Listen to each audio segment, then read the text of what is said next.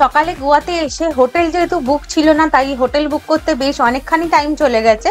খাওয়া দাওয়া করে রেস্ট নিয়ে এখন আমরা চলে এসেছি বাগা বিচে। বাগা বিচে বেশ অনেকক্ষণ ঘোরার পরে ক্লাবে কিছুক্ষণ টাইম কাটিয়ে ডিনার করে আমরা হোটেলে চলে এসেছি, কেননা কালকে থেকে ব্যাক টু ব্যাক আমাদের গোয়ার কিন্তু সাইট সিনের পুরো প্ল্যান শুরু হয়ে যাবে। এটা হচ্ছে আমাদের হোটেল গোয়াতে, আর এই সামনে যে রাস্তাটা দেখছো এর ডান দিকে গেলে হচ্ছে ক্যালেঙ্গোর, আর বাঁ দিক দিয়ে একটুখানি গেলেই হচ্ছে কিন্তু বাগা বিচ। এখানে গাড়ি পার্কিংয়ের বেশ অনেকখানি জায়গা আছে, প্রায় 7-8টা মতো গাড়ি ধরে যাবে। এদিকেও আছে জায়গা কিন্তু। এটা হচ্ছে হোটেলের এন্ট্রান্স। এই যে এন্ট্রান্সের সাইড দিয়ে যে রাস্তাটা গেছে, যেখানে স্কুটিটা রয়েছে দেখছো, সেখানে সুইমিং পুল। তো ঢোকার আগে তোমাদের সুইমিং পুলটা একটু দেখিয়ে দিই। এদিকেও কিন্তু এদের রুম আছে। এখন অবশ্য সেপ্টেম্বর যেহেতু সিজন টাইম নয়, অক্টোবর থেকে সিজন চালু, তাই জন্য এখন সমস্ত কিছু রং টং হচ্ছে, পরিষ্কার করছে।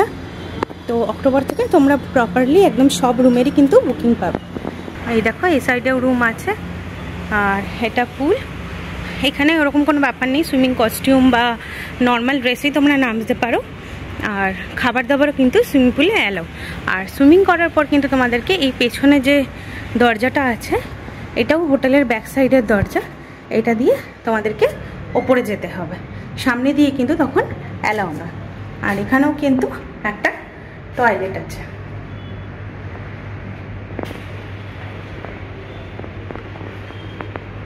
চলো সামনেটা দিয়ে আমরা ঢুকি। এই ওপরে রুম আছে, এই সেকেন্ড রুমটা যেটা আলো জ্বলছে সেটা হচ্ছে আমাদের। আর এদিকেও কিন্তু অনেকগুলো রুম আছে, নিচে আছে, ওপরেও আছে।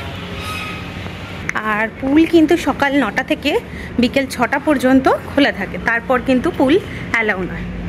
এটা হচ্ছে এন্ট্রান্স। এটা হচ্ছে পুরোটা রিসেপশন এরিয়া।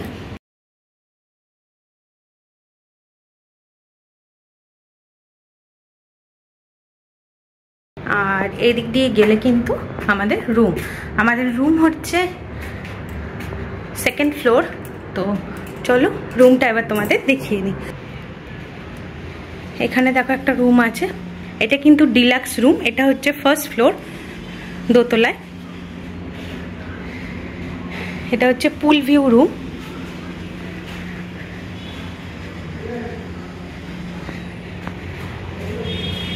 এদিক থেকে তোমার ওই এন্ট্রান্সটা দেখা যাচ্ছে।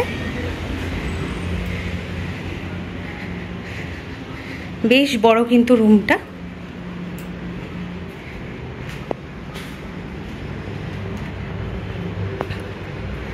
এদিকে পুরোটাই কিন্তু হচ্ছে ডিলাক্স রুম।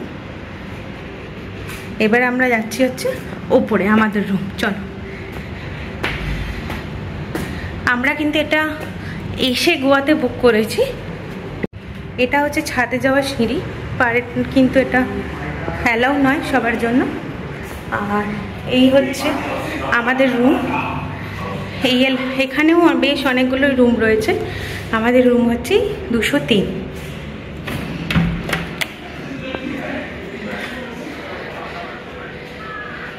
এই হচ্ছে আমাদের রুম। এখানে টিভি, এখানে আছে হচ্ছে একটা আয়না,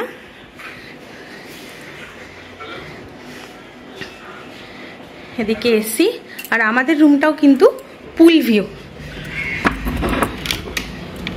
এটা হচ্ছে বারান্দা, তার সাথে হচ্ছে পুল ভিউ। বাথরুমটা বেশ বড়। এদিকে শাওয়ার এরিয়া হচ্ছে আলাদা, এখানে কোমোড, আর তার সাথে আছে কিন্তু basin. Hello friends, good morning. আজকে হচ্ছে 3 তারিখ, সানডে। আর কালকে তো আমরা গোয়ায় চলে এসেছিলাম। আজকে আমরা এখন সাইট সিনের জন্য বেরোচ্ছি। এখন মোটামুটি 9:30 বাজে। আর এই যে হচ্ছে আমাদের গাড়ি। চলো যাওয়া যাক। এটা হচ্ছে ক্যান্ডোলিম বিচের এন্ট্রেন্স। আর আজকে সকাল সকাল কিন্তু পার্কিং বেশ ফাঁকা আছে। বিচ থেকে ঘুরে এসে এখানেই কিন্তু আমাদের ব্রেকফাস্টের প্ল্যান আছে। এখন 10টা মতো বাজে। আমাদের বাড়ি থেকে বলছি, আমাদের বাগা বিচের হোটেল থেকে কিন্তু ক্যান্ডোলিম আসতে মোটামুটি টাইম লাগলো 15 মিনিট। তো এখন আমরা এসে গেছি ক্যান্ডোলিম।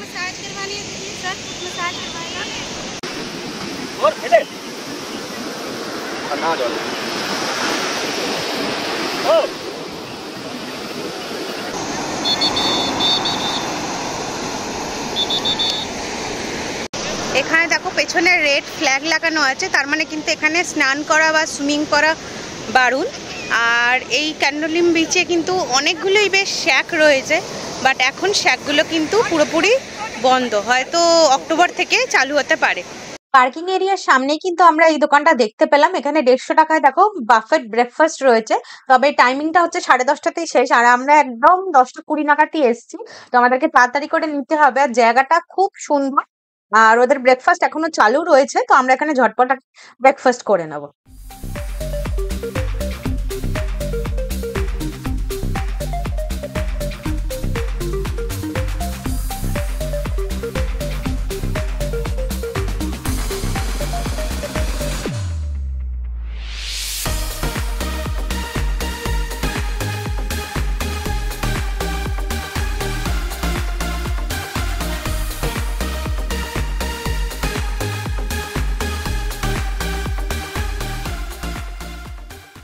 এখানে আমি ব্রেকফাস্ট নিয়ে নিয়েছি, সাজিয়ে নিয়েছি ইডলি, উপমা আর তরমুজ। ব্রেকফাস্টের পরে আবার আমরা বেরিয়ে পড়েছি, আর এখন আমাদের ডেস্টিনেশন হলো আগুদা ফোর্ট। তো এখানে দেখতেই পাচ্ছ সোজা রাস্তা হচ্ছে জেলের দিকে যাবে আগুদা, আর এই দিকের রাস্তাটা হচ্ছে ফোর্টের দিকে যাবে। তো চলো আমরা এখন ফোর্টে যাচ্ছি। আমরা এখন এসেছি আগুদা ফোর্ট, আর এটা সকাল 9টা থেকে 5:30 অবধি খোলা থাকে। টিকিট হচ্ছে 25 টাকা করে।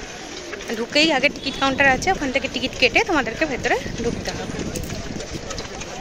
আর এখানে যে পার্কিং ব্যবস্থাটা রয়েছে সেটা কিন্তু খুবই খারাপ। এখানে তুমি পার্কিং হচ্ছে 100 টাকা করে, 4 ঘন্টার জন্য কি 5 ঘন্টার জন্য 100 টাকা। তুমি এখানে 15 মিনিট গাড়ি রাখলেও তোমাকে 100 টাকাই দিতে হবে। আমার তো খারাপই লেগেছে। প্রত্যেকটা স্পটেই কিন্তু এরকম ব্যবস্থা, প্রত্যেকটা স্পটেই 100 টাকা করে দিয়ে দিয়ে পার্কিং করতে হচ্ছে। সে স্কুটি হলে মনে হচ্ছে 30 টাকা, স্কুটি 2 হুইলার হচ্ছে 40 টাকা, আর 4 হুইলার হচ্ছে 100 টাকা। তো প্রত্যেক স্পটে 100 টাকা করে দিয়ে, আর স্পটে লোক কতক্ষণই বা থাকবে, খুব বেশি হলে 10 থেকে 15 মিনিট, আধ ঘন্টা, তার জন্য 100 টাকাটা একটু অতিরিক্ত। While the lower porter operated safe berth to the Portuguese ships. The upper porter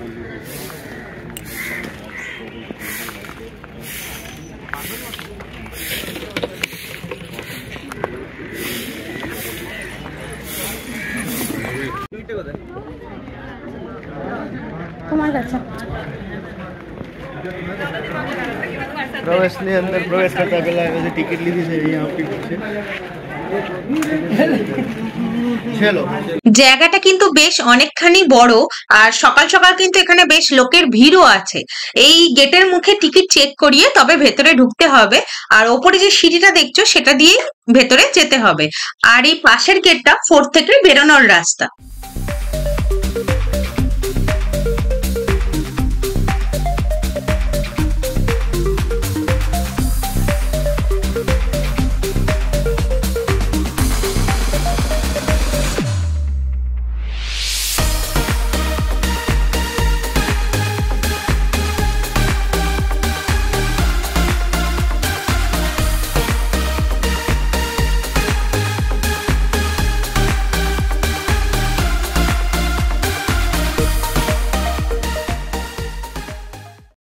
আমরা এখানে প্রায় ওই 12টা নাগাদ এসছি, তাই কিন্তু রোদের তেজটাও বেশ কড়া। আর ফোর্ট থেকে এই সমুদ্রের যে ভিউটা অসাধারণ লাগছে, আর সুন্দর সমুদ্রের হাওয়া জাস্ট ফাটাফাটি। তো আমরা এখানে বেশিক্ষণ টাইম কাটাবো না, ফোর্টে ঝটপট কটা ফটো তুলে আমরা এখান থেকে বেরিয়ে যাব। আর ফোর্ট থেকে বেরোনোর সময় দেখো এখানে গোয়ার সাইট সিনের প্রত্যেকটা জায়গার বেশ ছবিগুলো সুন্দর করে রাখা রয়েছে। যে জায়গাটা দেখছো সেটা হচ্ছে মান্ডিভি রিভার, আর এখানে কিন্তু পরপর অনেকগুলো ক্যাসিনো ক্রুজ আছে। আর আমাদেরও কিন্তু ক্যাসিনো ক্রুজে যাওয়ার প্ল্যান আছে, তবে সেটা কাল বা পরশু। আর আমাদের যেহেতু ইন্ডিয়াতে ল্যান্ডের ওপর ক্যাসিনো খেলা ব্যান্ড, সেই জন্য কিন্তু এগুলো সবকটাই জলের ওপর অবস্থিত। আমরা এখন এসে গেছি মিরামার বিচে। জানি না এখানে পার্কিং আছে কিনা, গাড়ি তো রেখে দিয়েছি, তবে এখানে আর ঢোকার আগে কিন্তু এই 100 টাকা নিয়ে নেয়নি। এটা মেনলি হচ্ছে সেন্ট্রাল গোয়াতে। তো আমরা গাড়ি থেকে ঢুকলাম এই মাত্র। তো চলো, এই জায়গাটা তো মনে হচ্ছে আগেরগুলোর থেকে বেশ ভালো। তো চলো সামনে গিয়ে দেখা যাক। বাঘা ক্যালেঙ্গুট বিচ তো সত্যিই নাম করা, তবে ওখানে যা ভিড় দেখছি আর এতটাই নোংরা, তো আমার মনে হয় যে এই মিরামার বিচটা বেস্ট। অবশ্যই কিন্তু এখানে এসো, একদম ফাঁকা, খুব সুন্দর, চারিদিকে গাছে ভর্তি আর পিসফুল জায়গাটা। এই বিচেও কিন্তু রেড ফ্ল্যাগ লাগানো আছে, তার মানে কিন্তু এখানেও চান করা বা সুইমিং করা নিষিদ্ধ। কিন্তু কিছুটা দূর গিয়ে তোমরা পা অবশ্যই ভেজাতে পারো সাবধানতার সাথে। তবে এখানে দেখো, দেখছি আমরা রেড ফ্ল্যাগের লাগানো সত্ত্বেও কিন্তু এখানে চান করছে বেশ অনেকেই। গোয়ায় গাড়ি চালিয়ে তোমার কেমন লাগছে বল? ভালো, রাস্তাঘাট তো কি আমার বিচ থেকে বেরিয়ে এখন আমরা যাচ্ছি ওল্ড গোয়া, আর সেখানে আমরা যাব সে ক্যাথিড্রাল চার্চ। আমরা এখন এসছি ওল্ড গোয়াতে, সে ক্যাথিড্রাল চার্চ। ওল্ড গোয়ার রাস্তাঘাট কিন্তু বেশ ফাঁকা, আর আমরা চার্চের বাইরে গাড়ি রেখেছি। চার্চের ভেতরে গাড়ি রাখারও কিন্তু ব্যবস্থা রয়েছে, তোমরা চাইলে ভেতরে গাড়ি রাখতে পারো। আমরা বাইরেই গাড়ি রেখে দিয়েছি, আর এখানে কিন্তু কোনো রকম কোনো পার্কিং নেই। আর ভেতরে যেহেতু ক্যামেরা অ্যালাউ নেই, তাই জন্য বাইরে থেকেই তোমাদেরকে দেখাচ্ছি, ভেতরটা দেখাতে পারলাম না। বেসিলিকা অফ বম যাওয়ার জন্য তো আমরা এই সে ক্যাথিড্রাল দেখা কমপ্লিট করে বাইরে গেছিলাম। তো ওখানে সিকিউরিটিকে জিজ্ঞেস করলাম, তো বললো একসাথে এই ভেতর দিয়েই যাওয়া যায়, তাই জন্য আমরা ভেতর দিয়েই যাচ্ছি। গাড়ি কিন্তু এই সে ক্যাথিড্রালের সামনেই আমাদের পার্কিং করা আছে। তো বেসিলিকা অফ বমসের ওখানে বলছে পে পার্কিং আছে, তো তাই জন্য গাড়ি যেহেতু আমরা এখানে রেখেই দিয়েছি আর ভেতর দিয়েও যাওয়া যায়, তাই জন্য আমরা এদিক দিয়েই চলে যাচ্ছি। আবার ওই রাস্তা দিয়ে ফিরেই কিন্তু আমরা গাড়িতে উঠে যাব। আর তোমরা যদি ওই সাইড দিয়ে যেতে চাও যেতেই পারো, তো ওখানে কিন্তু পে পার্কিং।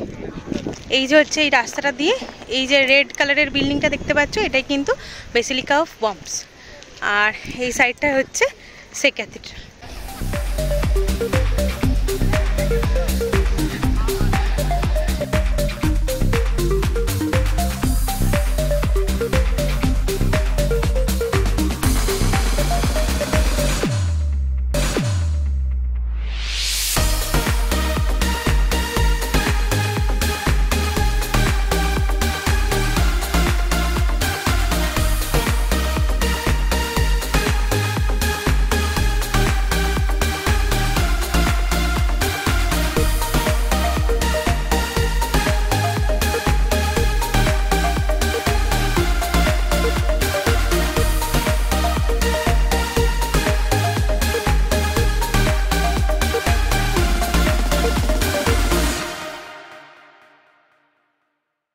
চার্চের ভেতরে যাওয়ার জন্য কিন্তু গাইড আছে, মাত্র 200 টাকা দিলেই কিন্তু গাইড তোমাদেরকে সমস্ত কিছু দেখিয়ে দেবে। আর এটা হচ্ছে চার্চ থেকে বেরিয়ে যাওয়ার জায়গা, আর এখানে art gallery, light and sound show সব রয়েছে, তার জন্য কিন্তু আলাদা করে তোমাকে পে করতে হবে।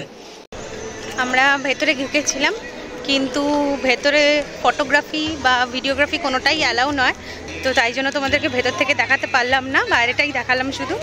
আর জায়গাটা অনেকটা বেশ বড়। তো এখন আমাদের খিদে পেয়ে গেছে, তাই জন্য আমরা এখানেই, পাশে অনেকগুলো দোকান আছে, তো ওখানে লাঞ্চ করব। লাঞ্চ করে আবার কিন্তু আমরা বেরিয়ে পড়েছি আমাদের পরের ডেস্টিনেশনে যাওয়ার জন্য। আর বেলা বাড়ার সাথে সাথে কিন্তু আকাশ বেশ কালো করেই এসছে, কিছু কিছু জায়গায় অল্প অল্প বৃষ্টিও হচ্ছে, আর বেশ কিছু জায়গায় কিন্তু মেঘ করে রয়েছে। রাস্তায় যাওয়ার পথে কিন্তু একটা সুন্দর বেশ মন্দির দেখতে পেলাম, আর মন্দিরের পাশেই কিন্তু একটা বেশ বড় মাঠ, আর এখানে সবাই কিন্তু ফুটবল খেলতে ব্যস্ত। আর এখানকার মন্দিরগুলো কিন্তু খুব কালারফুল। আমরা এখন এসেছি হারভেলাম ওয়াটারফলসে। ওয়াটারফলসের আওয়াজ কিন্তু গাড়ির পার্কিং থেকেই শোনা যাচ্ছে, তবে জানি না সবসময় শোনা যায় কিনা বা এত জলের ফোর্স থাকে কিনা, হতে পারে মনসুন বলে এত জল রয়েছে।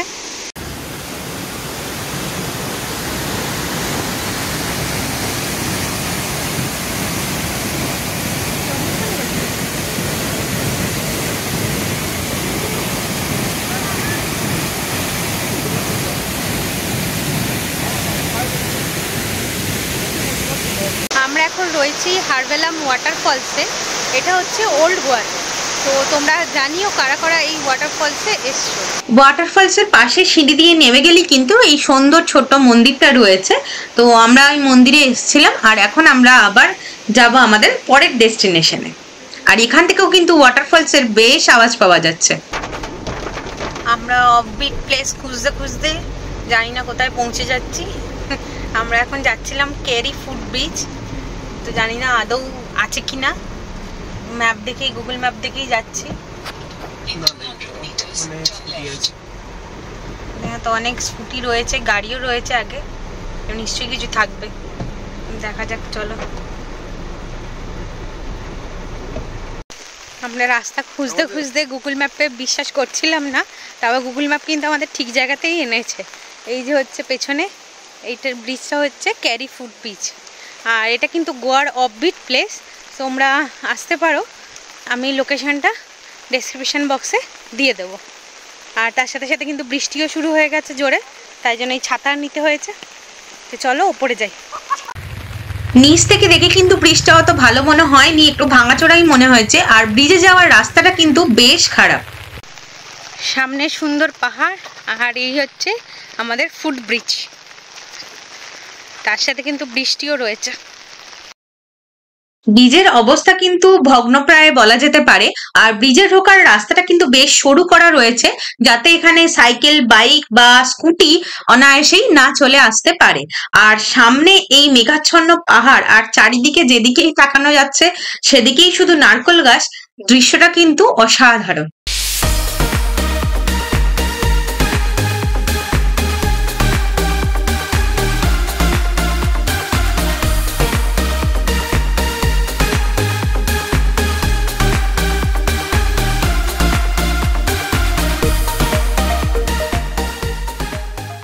তো যারা অফবিট প্লেস ভালোবাসো তারা কিন্তু অবশ্যই এই ক্যারি ফুড ব্রিজে এসো, আশা করি ভালো লাগবে।